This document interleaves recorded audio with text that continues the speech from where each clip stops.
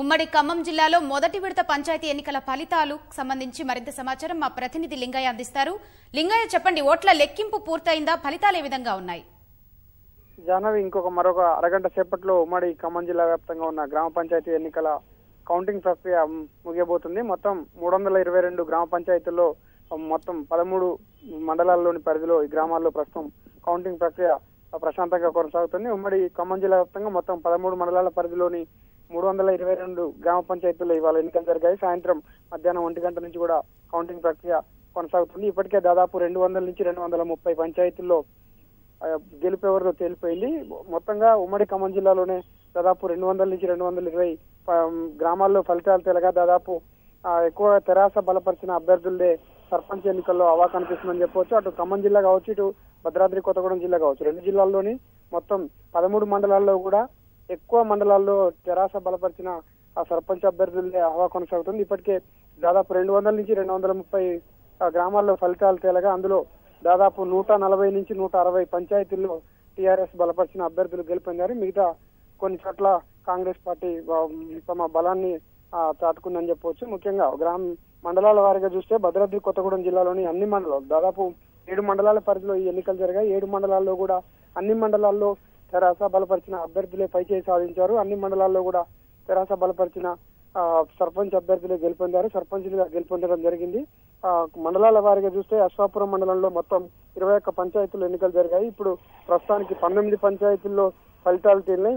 వీటిలో తెరాస బలపరిచిన 10 మంది అభ్యర్థులు, కాంగ్రెస్ బలపరిచిన 5 అభ్యర్థులు గెలుపొందారు.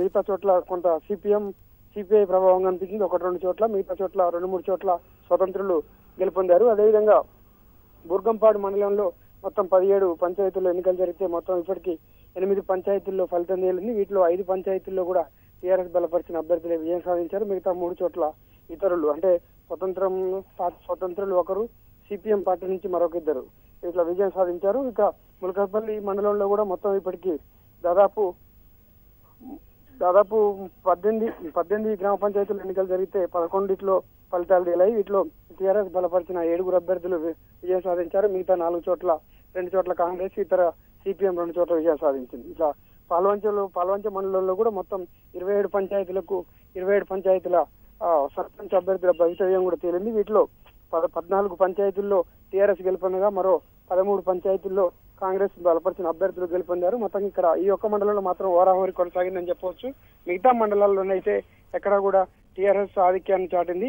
ఖమ్మం జిల్లా విషయానికి వస్తే ఖమ్మం జిల్లాలో మొత్తం 6 మండలాల్లో ఎన్నికలు జరిగాయి. 6 మండలాల్లోని 167 పంచాయతీల్లో ఎన్నికలు జరిగాయి. దీంట్లో నెలకొండపల్లి, కూసుమంచి, తిరుమలైపాలెం, అదేవిధంగా ఖమ్మం గ్రామీణం ఈ మండలాల్లో పూర్తిగా టీఆర్ఎస్ తమ ఆధిపత్యాన్ని చూపిందని చెప్పవచ్చు. నెలకొండపల్లిలో 27 పంచాయతీలు ఉంటే 16 పంచాయతీలు గెలుచుకుంది. అదేవిధంగా కూసుమంచిలో 36 పంచాయతీలు ఉంటే టీఆర్ఎస్ బలపరిచిన అభ్యర్థులు 18 చోట్ల, తిరుమలైపాలెంలో 28 పంచాయతీల్లో ఉంటే తెరాస బలపరిచిన అభ్యర్థులు 15 చోట్ల విజయం సాధించారు. ఇలా అన్ని మండలాల వారీగా చూస్తే టీఆర్ఎస్ బలపరిచిన అభ్యర్థులే ఎక్కువ పైచేయి సాధించారు. మొత్తంగా గెలిచిన గ్రామాల్లో ఆ అభ్యర్థులు ప్రత్యేకంగా రాజకీయ పార్టీలకు చెందిన కార్యకర్తలు కూడా సంబరాల్లో మునిగి తేలుతున్నారు. మొత్తంగా 322 పంచాయతీల్లో ఇప్పటికే 220 నుంచి 240 పంచాయతీల్లో ఫలితాలు తేలడంతో మరి కాసేపట్లో ఈ తొలి విడత ఎన్నికల క్రతువు కూడా పూర్తిగా మరో అరగంట సేపట్లో ముగిసే అవకాశం ఉందని చెప్పి అధికారులు చెప్తున్నారు. జాహ్నవి, ధన్యవాదాలు లింగయ్య.